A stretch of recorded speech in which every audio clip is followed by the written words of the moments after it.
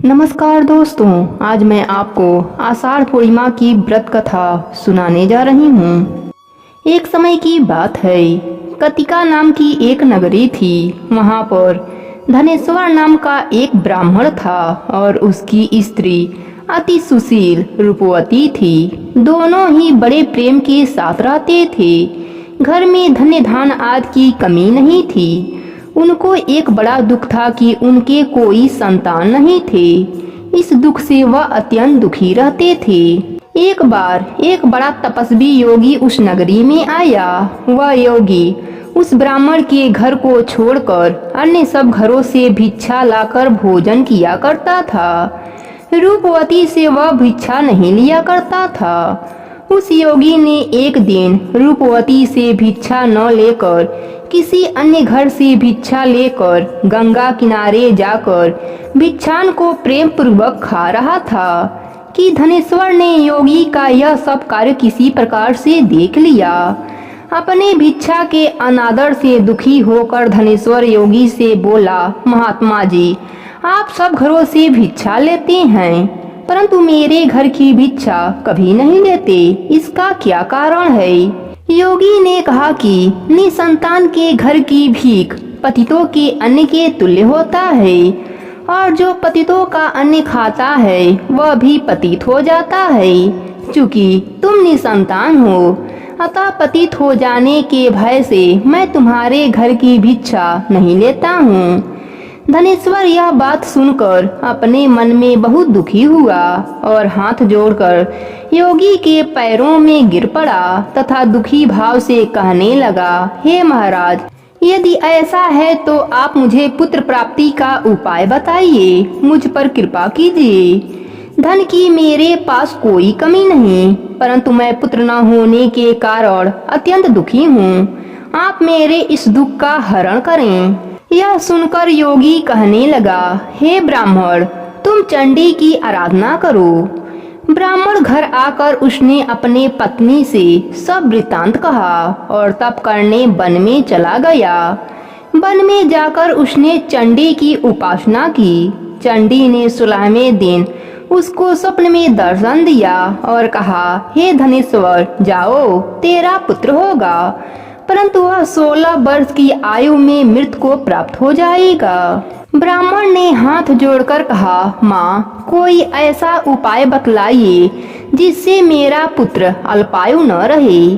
तब माता ने कहा, अगर तुम दोनों स्त्री पुरुष 32 पूर्णिमासियों का व्रत विधि पूर्वक करोगे तो वह दीर्घायु होगा।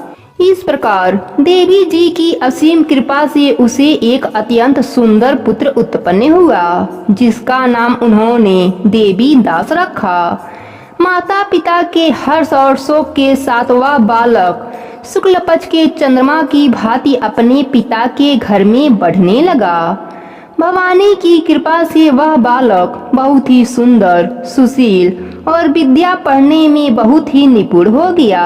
दुर्गा जी की आज्ञा अनुसार उसकी माता ने 32 पूर्णिमा का व्रत रखना आरंभ कर दिया था। 16वां वर्ष लगते ही देवी दास के माता पिता को बड़ी चिंता हो गई कि कहीं उसके पुत्र की इस वर्ष मृत्यु न हो जाए।